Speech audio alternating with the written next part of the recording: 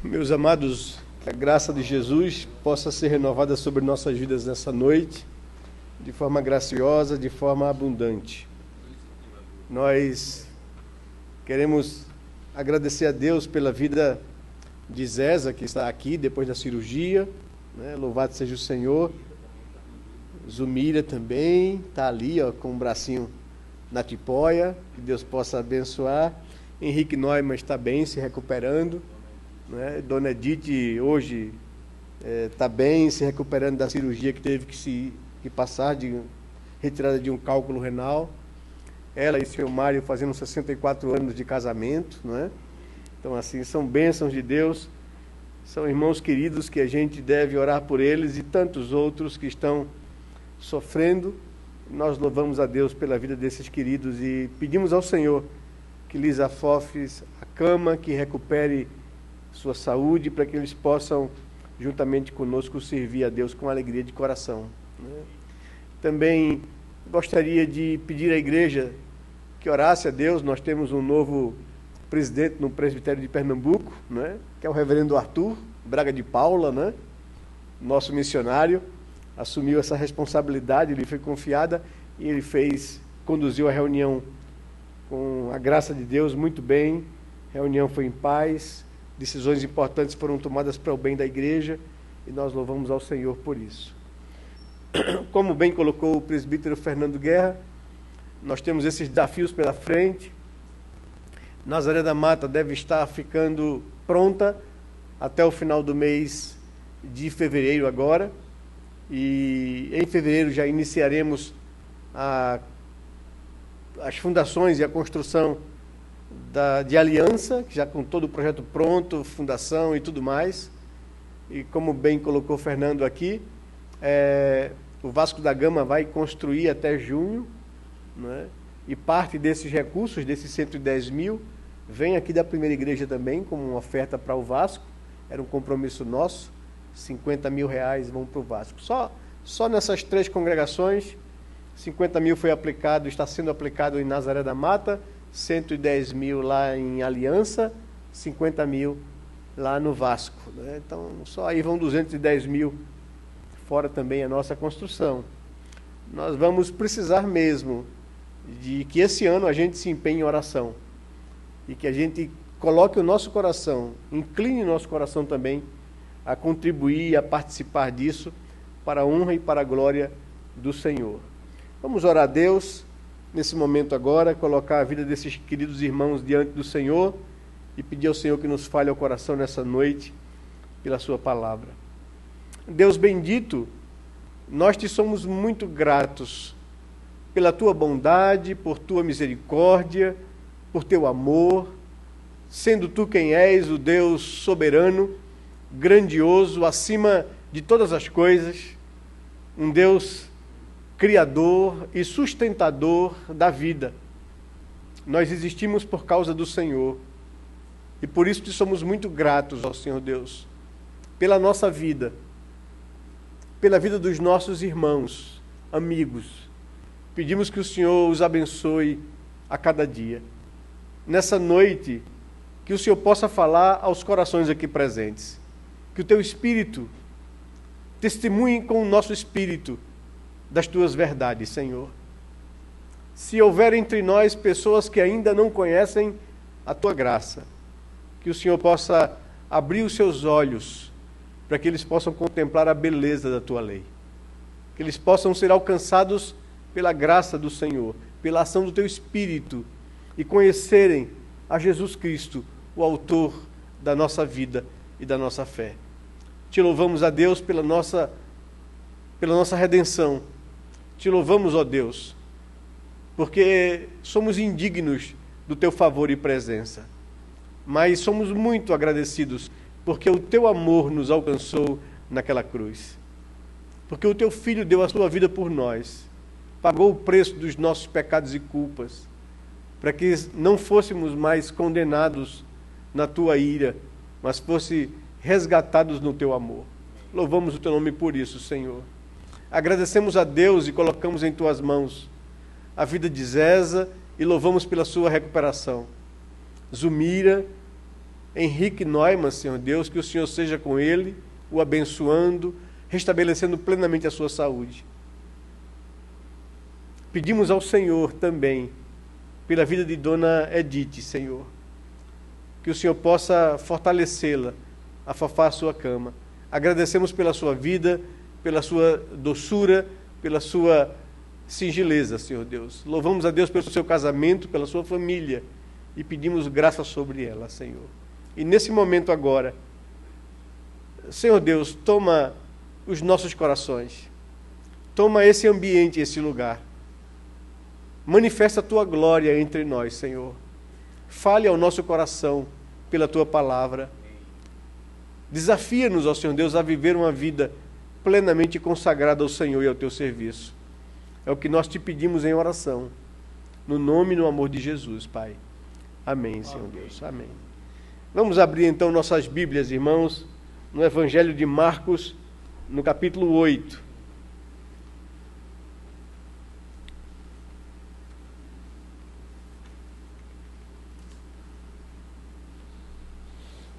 Evangelho de Marcos, capítulo 8,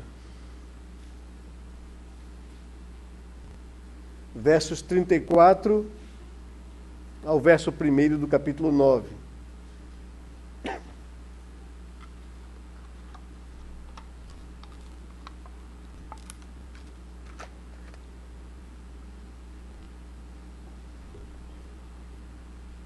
Diz assim a palavra de Deus. Então, convocando a multidão e juntamente os seus discípulos, disse-lhes: se alguém quer vir após mim, a si mesmo se negue, tome a cruz e siga-me. Quem quiser, pois, salvar a sua vida, perdê-la-á. E quem perder a vida por causa de mim e do Evangelho, salvá-la-á. Que aproveita ao homem ganhar o mundo inteiro e perder a sua alma? Que daria um homem em troca de sua alma? Porque qualquer que nesta geração adúltera e pecadora se envergonhar de mim e das minhas palavras, também o Filho do Homem se envergonhará dele quando vier na glória de seu Pai com os santos anjos.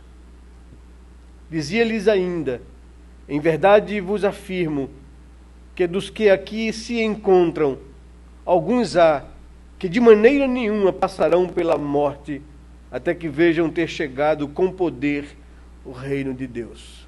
Que o Senhor nos abençoe e nos fale ao coração pela sua palavra.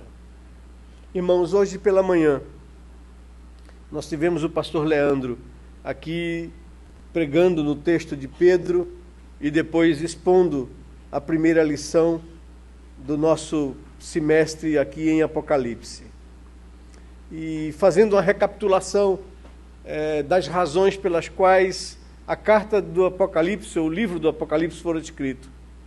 Ele nos chamou a atenção para que o Apocalipse é um texto que traz esperança aos eleitos que estão debaixo de forte pressão e perseguição, e que traz exortações à igreja, para que ela se mantenha fiel e não negue o nome de Jesus diante das provações e das tribulações. O pastor Leandro, expondo Pedro, nos fez ver que a nossa salvação está fundamentada naquilo que Deus fez em Cristo Jesus. E que essas coisas nos estão guardadas pelo Senhor, que são garantidas a todos aqueles que amam o Senhor. Mas não somente isso. Ele nos fez saber, Pedro fez saber à igreja, que Deus não somente guarda a salvação preparada para nós em segurança, mas Ele mesmo nos guarda para essas bênçãos. E, concluindo o seu pensamento, Leandro nos desafiou que a palavra do Apocalipse traz esperança para aqueles que mesmo com essas garantias, tem que agora passar por tribulações e por dificuldades, para que a sua fé seja purificada ou aperfeiçoada. Ele trouxe um conceito que eu gostaria, então, de tratar com mais atenção com vocês nessa noite, que é a necessidade de uma fé purificada. E ele enfatizava aqui que a fé, ela tem comprometimentos por causa de que nós não confiamos plenamente em Deus, porque temos outras coisas na nossa vida nas quais colocamos a nossa confiança. Pessoas, coisas, bens, projetos, e a nossa esperança tantas vezes está fundamentada em coisas e situações que a vida pode nos proporcionar, ou na esperança de obtermos algumas conquistas, alguns sucessos na vida. E ele então estava chamando a atenção para que Deus permite as provações na nossa vida, para nos levar a confiar tão somente em Deus. Com isso nos trouxe uma palavra que nos ajuda a fazer um contraste entre o evangelho que a Bíblia apresenta e o evangelho dos nossos dias, onde Deus tem se tornado um servo do homem para fazê-lo feliz, para realizar os seus sonhos, os seus projetos pessoais. E muitas vezes nós nos comprometemos com esse tipo de cristianismo, de compreensão do Evangelho de Jesus. Eu gostaria, então, de que nós pudéssemos olhar para essa palavra, registrada nos 3 evangelhos sinóticos de Marcos, de Mateus e de Lucas, onde o Senhor Jesus não oferece a ninguém salvação. No que tange a essa pergunta, quem aqui gostaria de ser salvo? Você não vai ver Jesus se preocupar ou colocar isso como questão primordial para os seres humanos nas suas pregações. A grande mensagem de Jesus é: quem quer vir após mim?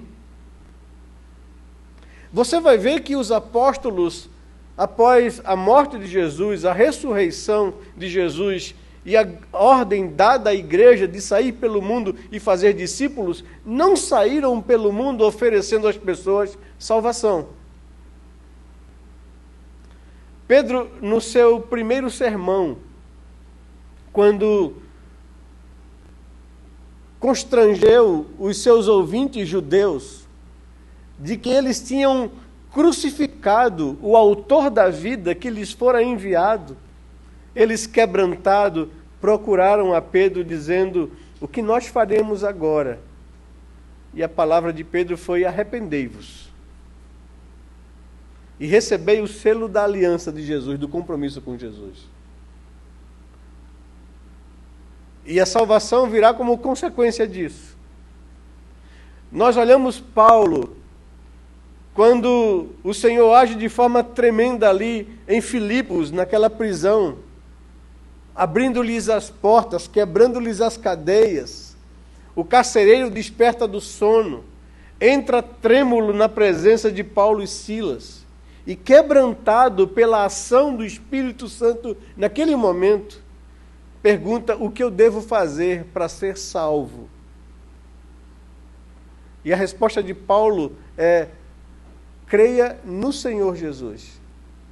Ou seja, reconheça o senhorio de Cristo sobre a sua vida.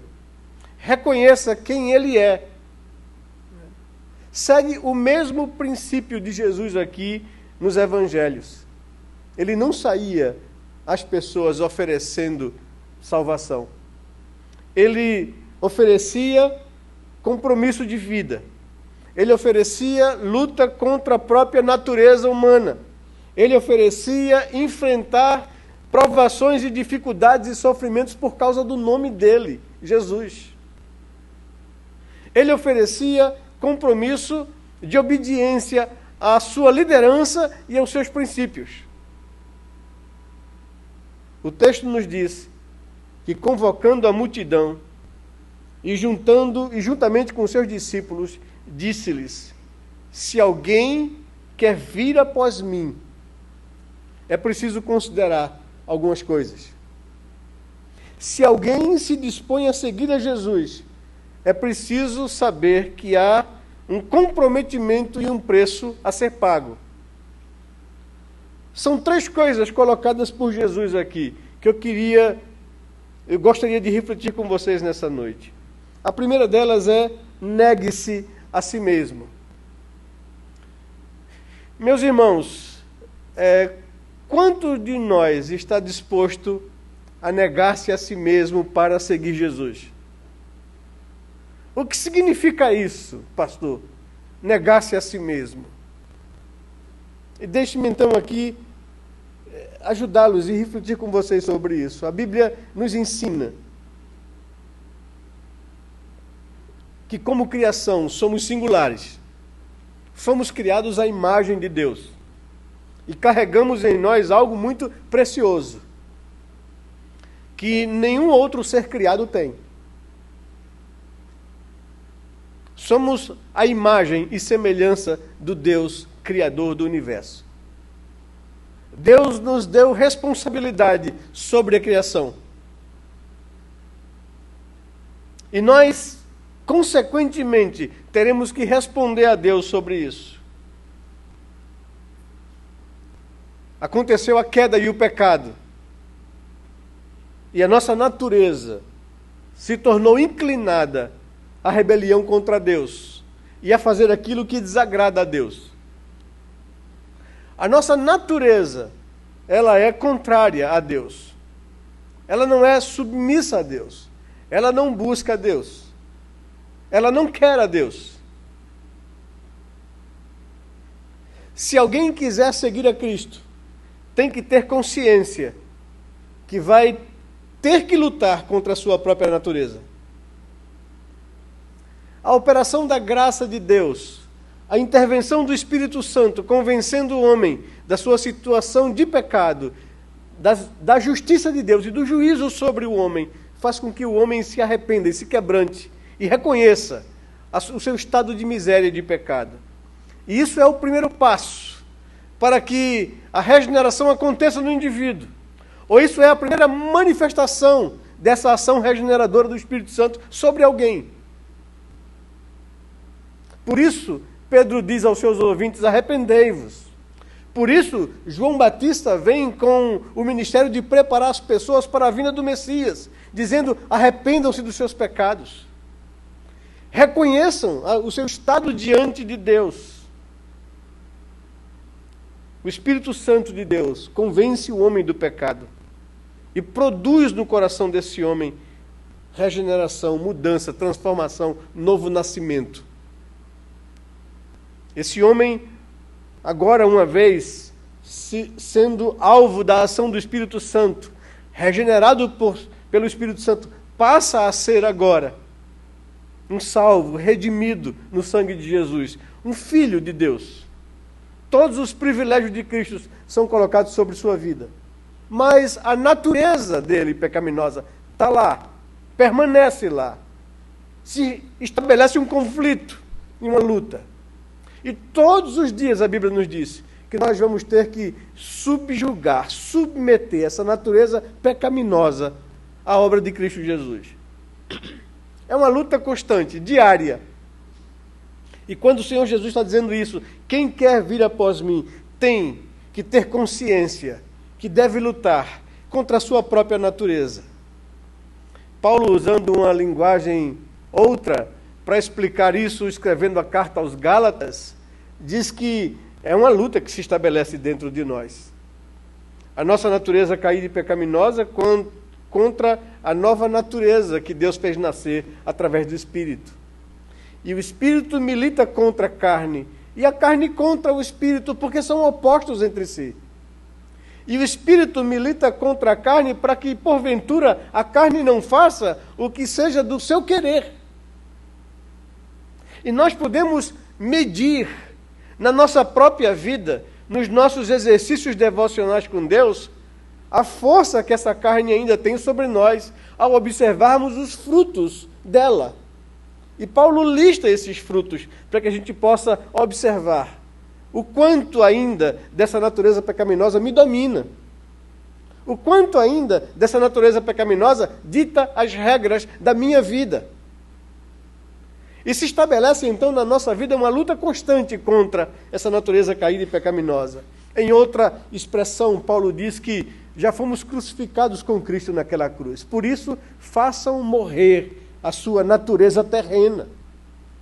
Crucifique-a na cruz para você, na sua vida prática. Então, o que é um discípulo de Jesus? É alguém que, regenerado pela ação do Espírito Santo, depositando sua confiança nos méritos da cruz de Cristo, luta contra a natureza caída nele, todos os dias. Não é de se escandalizar, de se chocar, você nessa caminhada de crescimento espiritual, de santificação, ter que lidar com impulsos pecaminosos que brotam na sua vida. Nós não teríamos que nos escandalizar com essas coisas que podem surgir no nosso coração. Nós teríamos que ter consciência de que o nosso coração é corrupto e perverso e capaz de produzir as coisas que nós nem imaginamos que ele possa produzir. Mas o que nós temos que fazer todos os dias é buscar a Deus, nos submeter à sua palavra, priorizar a nossa vida espiritual, nos derramar diante do Senhor, confessando a Ele as tendências pecaminosas do nosso coração, pedindo ao Senhor que nos livre do mal, nos livre de cairmos nas ciladas do diabo, que usa o mundo para atrair as tendências e as inclinações pecaminosas do nosso coração. A vida de santificação é uma busca de um mergulho para dentro de nós mesmos, com transparência, com honestidade e com sinceridade diante de Deus, sem medo de encontrar as coisas feias que há dentro de nós. Mas quando nós não entendemos isso, quando nós começamos a imaginar que somos salvos ou crentes ou pessoas regeneradas e que agora as coisas não vão acontecer de ruim ou de mal na nossa vida e que Deus vai nos abençoar com toda sorte de bênçãos materiais e não espirituais, né? Quando nós pensamos nessas coisas, nós nos tornamos vulneráveis e começamos a nos acomodar ao mundo e a permitir que essa natureza pecaminosa dite como a gente deve pensar, viver na nossa vida. Enquanto o pastor Leandro tocava nesse assunto da necessidade que a Bíblia demonstra que temos que passar por provações, para que Deus possa purificar a nossa fé, para que Deus possa nos levar a um crescimento espiritual e uma comunhão profunda com Ele. Temos que entender que as dificuldades virão na nossa vida como uma possibilidade ou uma oportunidade de crescimento espiritual. É por isso que a Bíblia nos diz que quando vir sobre nós várias tentações, que em lugar de entristecer, que a gente deveria exultar pela oportunidade que Deus está nos dando de crescer espiritualmente. Agora, para que a gente tenha essa atitude diferente, aparentemente contra tudo que é lógico, a gente precisa ter consciência do que Deus fez por nós e do que nos está esperando ali, a esperança da nossa fé. Se alguém quiser vir após mim, tem que tomar essa consciência de que ele vai lutar contra si mesmo. Vai lutar contra a sua natureza caída e pecaminosa. Negue-se a si mesmo. Diga não ao egoísmo. Diga não à tendência pecaminosa que há em nosso coração de achar que o mundo gira ao nosso redor. Diga não à ideia de que nos consideramos especiais e que Deus deve estar ao nosso serviço, lutando as nossas lutas para o nosso bem-estar. Diga não a isso, porque o Senhor dessa história não somos nós. O Senhor dessa história é o Rei do Universo, o Senhor dos Senhores. E Ele nos chamou para servi-lo e não para nos servir. A diferença do Evangelho de Jesus para o Evangelho dos nossos dias é que se vende um conceito e uma ideia de que se você entregar o seu coração a Cristo, fazendo a Ele esse favor, Ele vai fazer com que todos os seus sonhos sejam realizados e que você será a pessoa mais abençoada emocionalmente, materialmente desse mundo.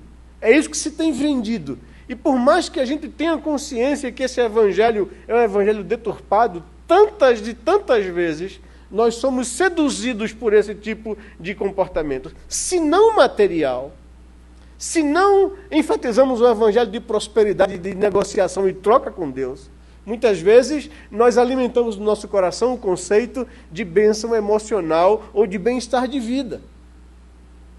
E aí não admitimos sofrimento, não admitimos dificuldades, não admitimos a enfermidade, não admitimos a doença, não admitimos o problema, não admitimos a desgraça.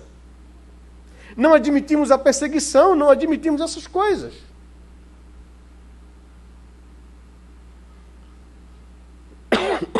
Isso nos leva ao segundo ponto de Jesus. Se alguém quer vir após mim, se alguém quer ser meu discípulo, meu seguidor, além de se negar a si mesmo, deve ter consciência de que vai tomar a cruz na vida. Tomar a cruz é sinônimo de vergonha, de sofrimento, é sinônimo de perseguição. Humanamente falando, Jesus foi crucificado numa cruz, porque ele era uma ameaça na percepção dos políticos da época. Jesus era uma ameaça à paz romana. Jesus era uma ameaça aos líderes religiosos e líderes políticos de Israel, que viviam numa paz muito delicada com Roma, e que qualquer movimento insidioso, ou movimento de revolta entre o povo de Israel, significava tropas romanas vindo à Palestina para apaziguar os ânimos e para praticar violência. Cruz era uma morte dada às pessoas que se levantavam politicamente contra Roma. O Barrabás, trocado por Jesus, não era um assassino comum. Ele não era um homicida que matava pessoas simplesmente. Havia movimentos de sicários e movimentos de zelotes e movimentos de revolucionários que apregoavam a revolução contra Roma. E havia os sicários que matavam autoridades que se associavam a Roma. E eram feitos esses motins. Resultado, Barrabás era um homem nessas condições, debaixo dessa condenação. E quando posto ali diante das pessoas, para que eles pudessem escolher entre Jesus e Barrabás, porque na festa da Páscoa as autoridades faziam um agrado ao povo, libertando um condenado, eles preferem que Barrabás seja um solto e que Jesus seja crucificado. E Jesus é crucificado para colocar como exemplo de medo nas pessoas, a se não levantarem contra Roma.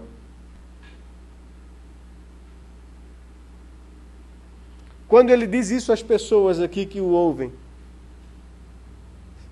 se alguém quer vir após mim, negue-se a si mesmo e assuma a possibilidade do sofrimento. Tome a cruz, que era símbolo de sofrimento, símbolo de vergonha, símbolo de morte. Como posto hoje pela manhã aqui, era essa a proposta: morrer por Cristo. E até onde nós temos a disposição de lutar contra os nossos próprios sonhos pessoais e particulares? Até onde eu estou disposto a morrer por causa de Cristo Jesus? Nós vivemos num mundo hoje marcado por atitudes suicidas de grupos radicais terroristas, que morrem por uma causa, que dão a sua vida por uma causa, que praticam atos insanos por uma causa, porque creem que se doarem a sua vida por essa causa, receberão uma recompensa eterna nos céus. Por mais que a gente possa reprovar a insanidade desses grupos, algo neles nos desafia. Eles estão dispostos a morrer por uma causa que eles acreditam. Que na nossa compreensão da Escritura é loucura e é falsa. Mas isso impõe sobre nós uma coisa muito terrível. E nós que cremos nesse Cristo, nesse Deus amoroso e misericordioso, que deu a vida do seu Filho por nós, até que ponto nós estaríamos dispostos a morrer por Ele? Os cristãos dos 4 primeiros séculos deram vidas por eles, apesar que muitos negaram. Mas deram suas vidas por eles, por Jesus, pela causa do Mestre. Até que ponto o Evangelho de Jesus me impactou e me desafia a não mais viver para mim mesmo, mas viver para Ele. Até que ponto eu tenho vivido a minha vida para as minhas próprias conquistas e para os meus próprios negócios e não para os negócios de Deus? Até que ponto nós estamos entre aqueles que de fato têm a disposição no coração de seguir a Jesus?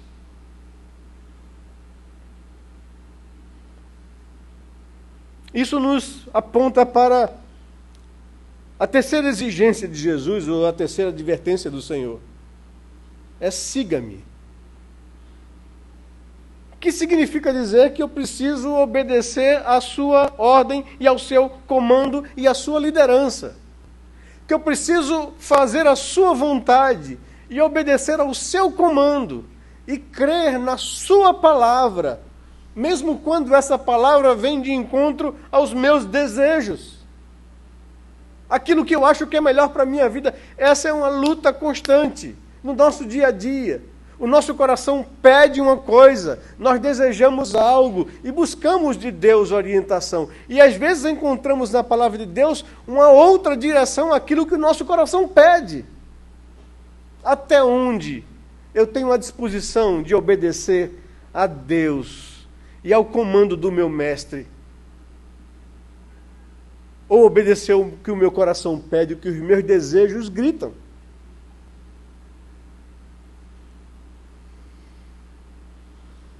Se alguém quer vir após mim, negue-se a si mesmo. Assuma a cruz e siga-me. Pois, eis a lógica do Senhor explicada nos versos 35 e 36. Quem quiser, pois, salvar a sua vida, vai ter que abrir mão dela. E quem abrir mão da sua vida por causa de mim e do Evangelho, salvará a sua vida. E para entender melhor esse princípio, o pastor Leandro hoje estava explicando o fato do sofrimento por breve tempo. E ele falou da segunda possibilidade de interpretação desse breve tempo como sendo algo em comparação à eternidade. Que a nossa vida aqui tem 60, 70 anos, ou passando disso, 80, e é enfado e canseira. 80 anos em comparação com a eternidade é nada. Então, qualquer tipo de sofrimento que a vida aqui nos imponha por causa do Evangelho de Jesus é infinitamente menor em comparação ao que nos está preparado nos céus na eternidade. E aqui a lógica de Jesus é essa: se o homem investir toda a sua energia, todos os seus recursos, toda a sua esperança apenas nessa vida, diz a palavra de Deus, somos então os mais miseráveis dos homens. Porque vamos ganhar essa vida aqui, mas vamos perder a eternidade. E ele então coloca noutra forma. É como se o homem vivesse a sua vida toda para adquirir, para juntar, para enriquecer, para dizer à sua alma que ela pode gozar em paz, que agora ele conquistou recursos necessários para que ele possa viver uma velhice em paz. E o Senhor diz, perdeu a alma, porque investiu no lugar errado, na vida aqui, nessa vida que é passageira, nessas riquezas que são vulneráveis, que se estragam e que passam. Quem quiser, pois, salvar a sua vida, vai ter que abrir mão dela.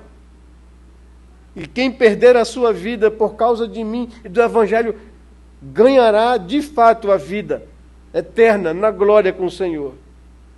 Que aproveita o homem ganhar o mundo inteiro e perder a sua alma.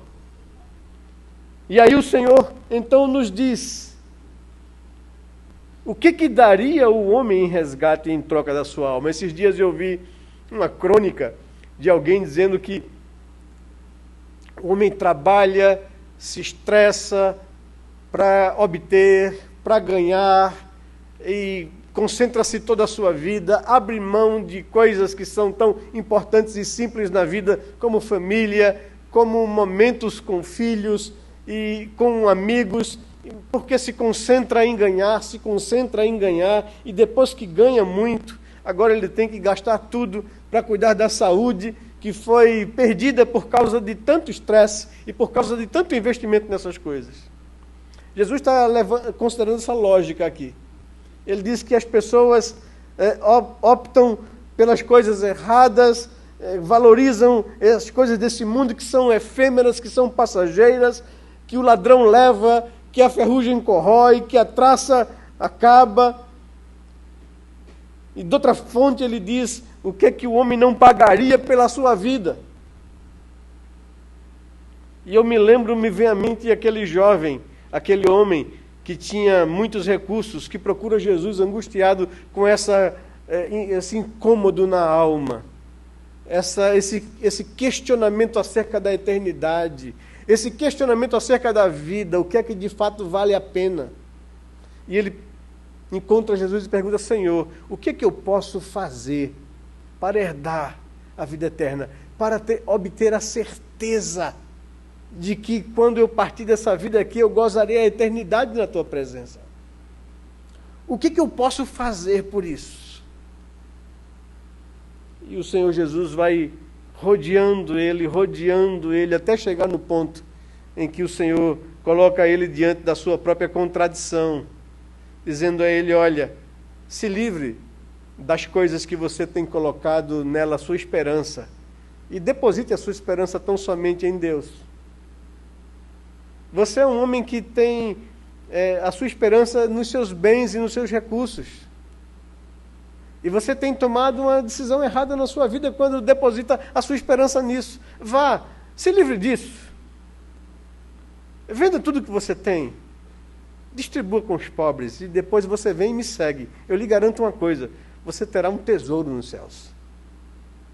Esse é o desafio de Jesus para aquele homem. E ele saiu dali triste, porque era dono de muitas propriedades e riquezas e não conseguiu abrir mão disso. Jesus pergunta aqui, o que daria um homem em troca da sua alma?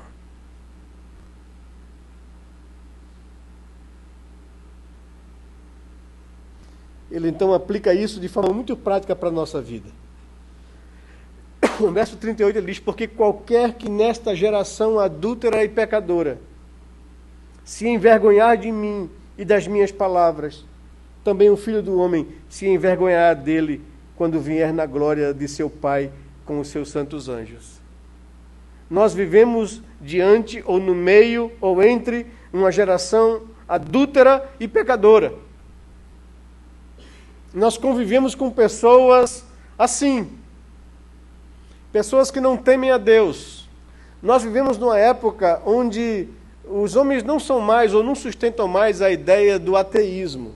Eles não negam mais a existência de Deus. A postura hoje é outra. Ele diz, Deus pode até existir, mas ele é relevante na minha vida, não interessa. Não me diz respeito. Eu não preciso dele para viver. Vivemos em meio a uma geração adúltera contra Deus e pecadora. E tantas vezes aqui vem a aplicação dessa verdade para nossas vidas, tantas vezes acomodamos os nossos valores, o nosso comportamento, o nosso testemunho, para sermos aceitos por essa geração. E silenciamos acerca dos valores de Deus e de quem somos. Jesus diz, porque qualquer que nesta geração adúltera e pecadora se envergonhar de mim e das minhas palavras, se envergonhar de mim e dos meus valores, se envergonhar de mim e da minha lei, também o Filho do Homem se envergonhará dele quando vier na glória de seu Pai com os santos anjos. Como é que nós podemos nos envergonhar de Deus nesse mundo, meu querido? Eu acho que todos nós aqui podemos responder isso no íntimo do nosso coração. Se temos tido a consciência do que somos, nós éramos pecadores, debaixo de juízo e de condenação, e fomos alvos do amor de Deus, que nos amou a ponto de dar a vida do seu Filho por nós naquela cruz, que pagou e levou sobre si toda a minha culpa e pecado, para que eu não mais perecesse, eu fosse condenado, mas recebesse vida eterna. Se eu tivesse consciência plena do que isso significa para mim, eu viveria tão somente para a glória daquele que me amou e deu a vida do seu Filho por mim. E em hipótese alguma negociaria meu compromisso de vida com Ele, para ter qualquer tipo de aceitação ou vantagem nessa geração adúltera e pecadora da qual nós vivemos no meio dela. Eu não me sentiria à vontade no meio de uma geração adúltera e pecadora. Eu ansiaria pelo retorno do Senhor para habitar nos céus que o Senhor conquistou para mim. Mas eu não me deixaria atrair por esse mundo. É nisso que Paulo pensa quando escreve aos Romanos no capítulo 12, dizendo que nós deveríamos oferecer a nossa vida aqui como um sacrifício a Deus, santo, agradável, porque isso é o nosso culto verdadeiro. O que ele quer dizer é que não adianta a gente ser crente paroquiano, para vir à igreja no domingo e viver uma vida descomprometida com Deus de segunda a sábado. Negociar valores, ou mesmo não priorizar a minha vida de comunhão com Deus na segunda, na terça, na quarta, na quinta, na sexta e no sábado. A me lembrar de Deus somente quando chegar o final de semana para vir para a igreja. A negligenciar os meus exercícios espirituais de comunhão com Deus. O que não deveria ser uma obrigação para mim, e sim um prazer. O que deveria ser uma das partes mais importantes do meu dia. E não apenas uma obrigação que eu tenho que fazer para não me sentir culpado religiosamente.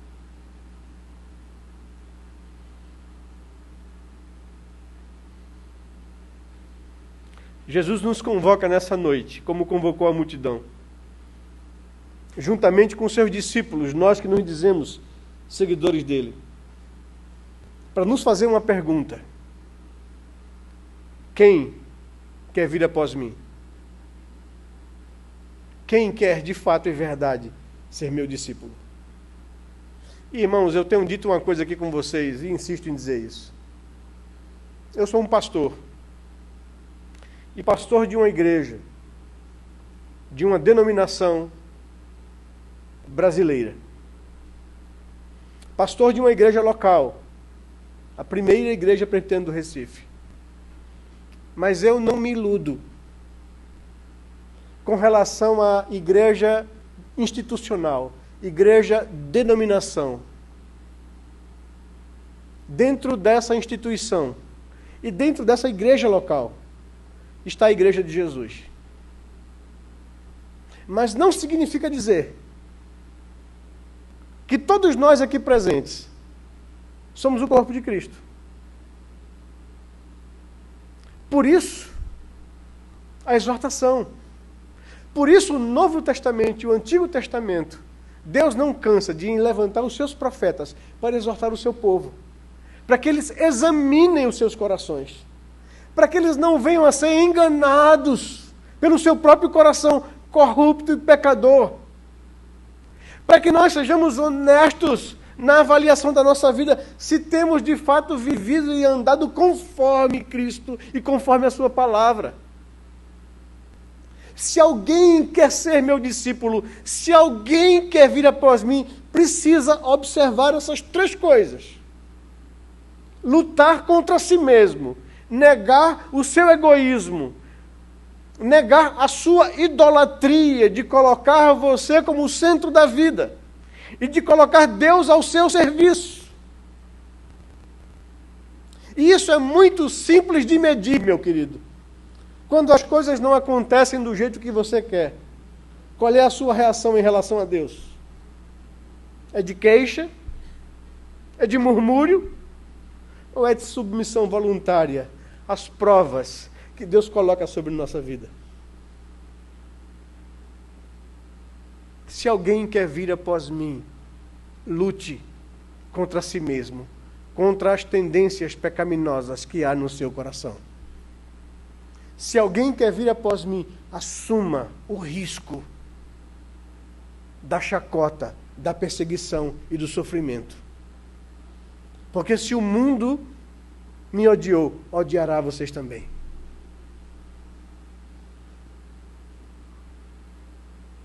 Se alguém quer vir após mim, assuma um compromisso de obediência plena. Minha palavra passa a ser lei.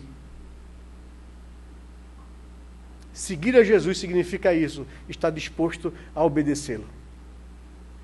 E para que eu possa obedecê-lo, eu preciso conhecer o que Ele quer para a minha vida e conhecer a palavra dEle. Quem quiser, meu amado, salvar a sua vida, vai ter que abrir mão dela. Mas quem quiser não abrir mão da sua vida, vai perdê-la. Não adianta ganhar o mundo inteiro e perder a sua alma.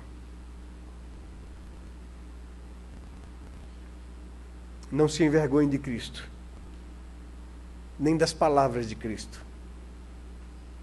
Assuma um compromisso de vida com Ele. E você verá o poder do reino de Deus chegar na sua vida e você amará aquele dia final. Eu queria convidá-lo a que você pudesse se colocar diante do Senhor nessa noite, com sinceridade de coração. Só você pode responder com sinceridade a esses critérios de Jesus aqui. Você quer ser discípulo de Jesus?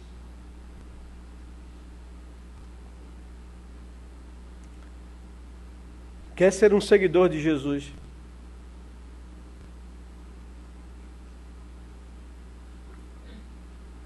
Ou quer continuar sendo um religioso?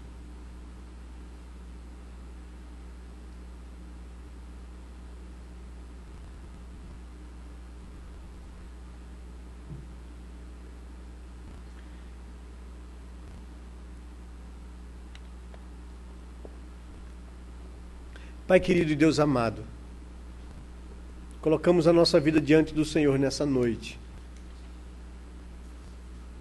pedindo que o Senhor fale ao nosso coração pelo Teu Espírito. Que o Senhor aplique essas verdades à nossa vida, Senhor. Nós não queremos caminhar na nossa vida espiritual ou religiosa para lá na frente perceber que onde colocamos a nossa confiança e depositamos a nossa fé não foi no Senhor. Ou no Senhor que se apresenta na Escritura. Pai amado, em nome de Jesus, queremos com sinceridade de coração abrir a nossa alma diante do Senhor nessa noite, para pedir que nos sonde e nos conheça. Veja em nós os caminhos maus, Senhor. Nos ajude a caminhar pelos teus caminhos que são eternos. Pai amado, em nome de Jesus, nos faça conformar a nossa vida à tua palavra, Senhor. Tenha misericórdia de nossas vidas. Faça algo novo acontecer no nosso meio. Desperta-nos para um compromisso com o Senhor, compromisso de vida. Nos ensine, Senhor Deus, a priorizar aquilo que é prioritário para o Senhor.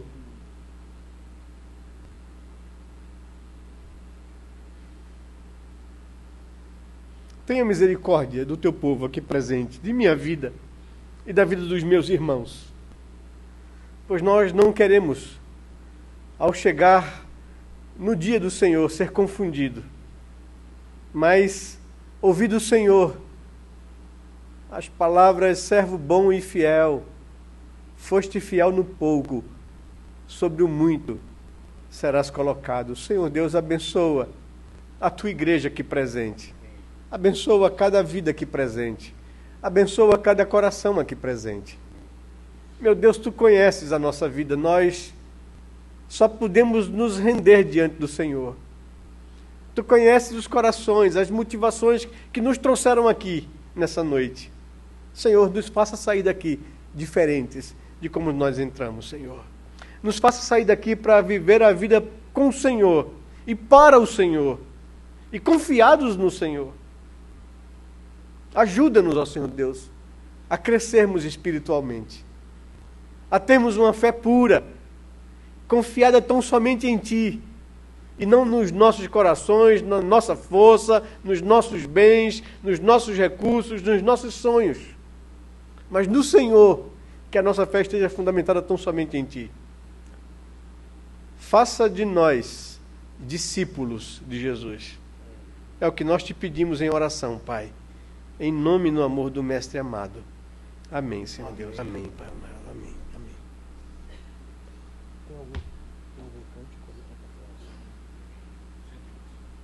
Vamos então ficar de pé, meus irmãos, e cantar esse hino de número 111.